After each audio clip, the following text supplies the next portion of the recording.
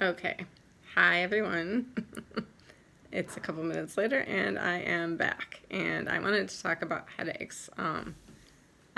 Someone asked me about them, and I thought that's a really good topic because I think anybody that deals with COPD or PAH probably deals with headaches at some point in time.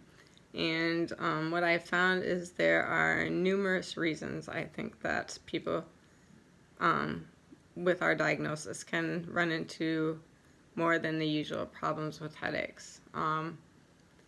So, first of all, I guess we'll cover the headache reasons with air. So, you can either be lacking enough oxygen, which can cause headaches. So, before I was put on oxygen, I used to wake up in the morning with headaches, and it's quite common for that to happen at night with people who have COPD or PAH who are not on oxygen supplemental, because we breathe shallower at night when we sleep, and so our body sometimes does not get the oxygen it needs at night. So sometimes you'll have people that don't need oxygen during the day, but they need it at night, and people think that's strange because why would you need it doing nothing if you don't need it doing something? And that's the reason, is because we breathe shallower at night than we do during the day. Some people I've even seen need higher oxygen during the night than they do during the day. So if you're not on oxygen and you're having a problem with headaches and you have this diagnosis, it may be that you need oxygen at night, and that may solve your headache problem. Lack of oxygen during the day will cause headaches too. So if you're doing something that is more strenuous and you need more oxygen, you can get a headache from what you're doing.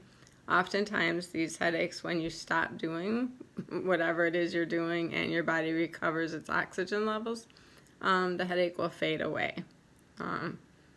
So they can be self-solving if it is from the oxygen and the oxygen problem gets solved.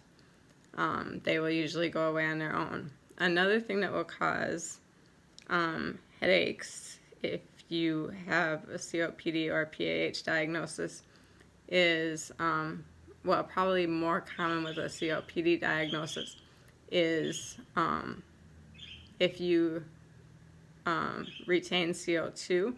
So maybe you have your oxygen turned up too high. People who are CO2 retainers will need to keep their oxygen a little bit lower, like towards 91, 92 instead of in the 95 or 96 ranges, so that you don't retain as much carbon dioxide. You can see it on a blood test. It'll show whether you're in normal percentage ranges. I am a retainer, so whenever I am not needing extra oxygen, so if I'm not exercising or like walking around cleaning and doing dishes and stuff like that, if I'm just sitting, I try to have my oxygen at the very lowest possible. So I always turn it down, and at night when I'm sleeping, and I think what happens with me most of the time because I turn it down is I expel a lot of the carbon dioxide. So the times that I have it turned up exercising, I'll burn a lot of it off from the times that I have it down. So I never get past a certain point. But if you are retaining CO2 and it's getting to be too much for your system, you will get a headache. It can also cause increased shortness of breath.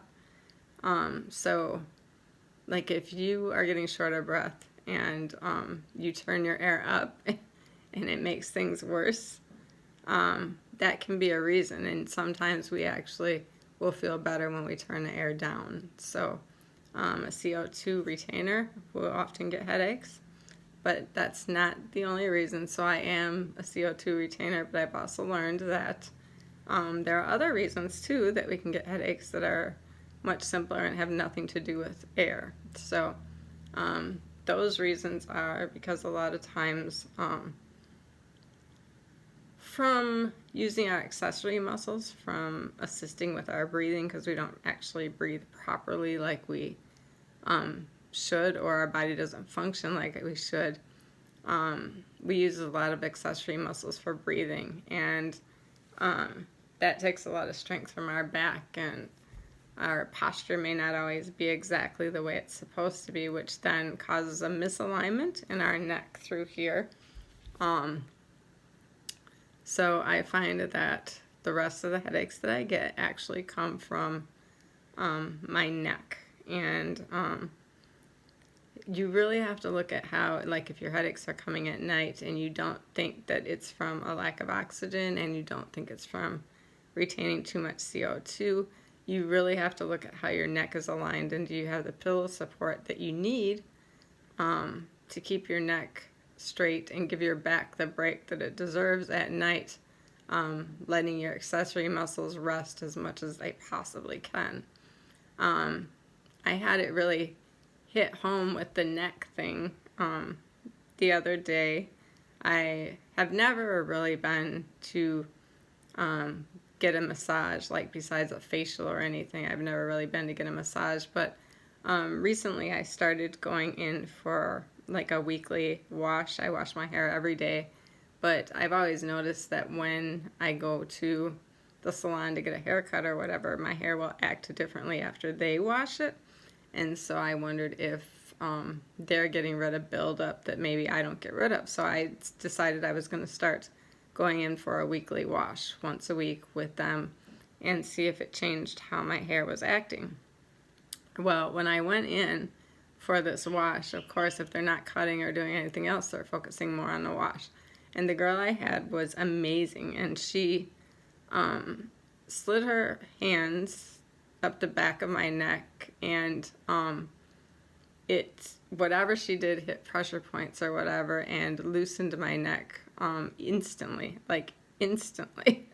It was life-changing, and I did not have a headache at all for the rest of that week. So what she did loosened up my neck and the muscles and relaxed them to the point that it took care of my neck for a whole entire week.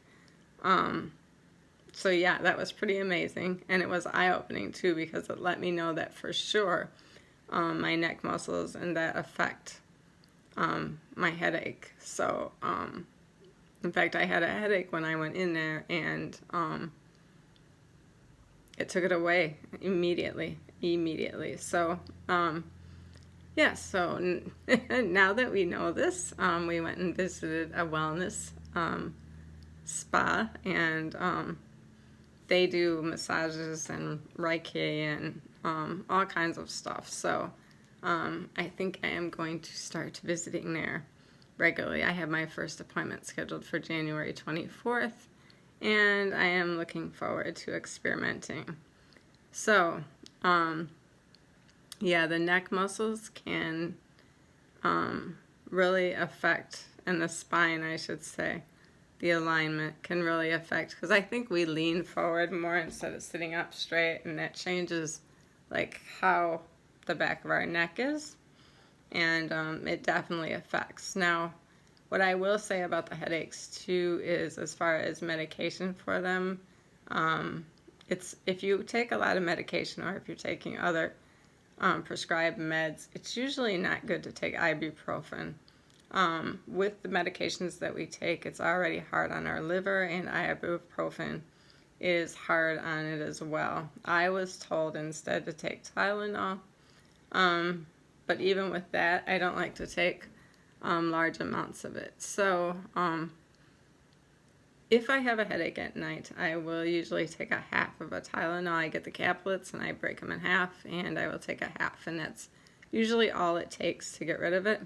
If it does come back again, I'll take another one, and that way another half of one, and that way even if I have to take two, I've still only taken one entire pill, and at the most, you can go up to 4 halves, so 2 pills. But I usually don't even have to go that route. And I will only usually take them at night, just because my body doesn't need to miss out on sleep due to a headache.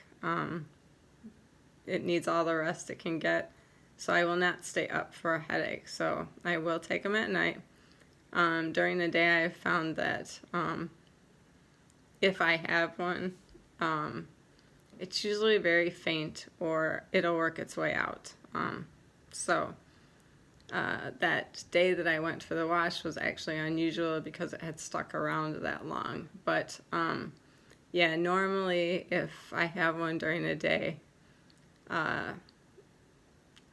it'll work its way out on its own. I don't have to usually get to that level. Every now and then I'll have one that I have to take one for. Those ones are usually sun headaches, though, and that's different. If we come home in the sun and we're driving and the sun is at a level that our sunglasses aren't able to help, like coming to the side or over the top or whatever, I'm very sensitive to that, and I get super bad headaches that way. And those headaches last a while, and they're hard to get rid of, and those are the ones that I do have to take something for.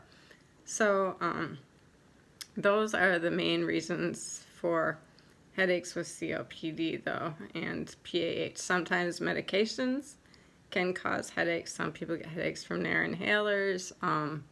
So you just have to really pay attention to when the headache comes, and then just be aware that your neck muscles and the CO2 and the other things can also affect it.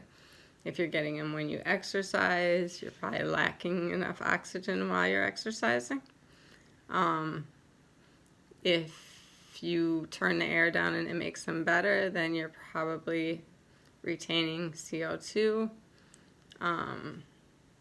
Yeah, so it's just a number of reasons to look at headaches from various different angles to find the solution for them. I will say that I go through some times where like there's some months where they're a constant, it's an every night kind of thing where I'll have a headache, at night. And then again, I think it's more that's from a pillow thing. So I've solved the problem of waking up with headaches due to the oxygen levels once we tested it and did all that stuff. So I know that my headaches at night now are from positioning of my neck. And there's some weeks or months that it is an issue, and then there's other times where I can go for 3 months and not have a single headache no matter how I lay. It's weird. So yeah, I'm not sure why it does that, but I love the times that it does. So, I'm not sure if this helps anyone, but I don't know, maybe you'll discover some stuff that you haven't thought of with this video. And, well, that's all I have on headaches. So, hopefully I helped. But I can see my lighting here is starting to go. We have wintertime lighting, obviously, now. I am steadily counting the days to summer, and I'm liking that the days are starting to get longer again, so yes, I cannot wait for warmer weather. But all right, everybody, good luck with your headaches. May they all be gone, and I will talk to you again soon. Have a good one. Thanks for watching.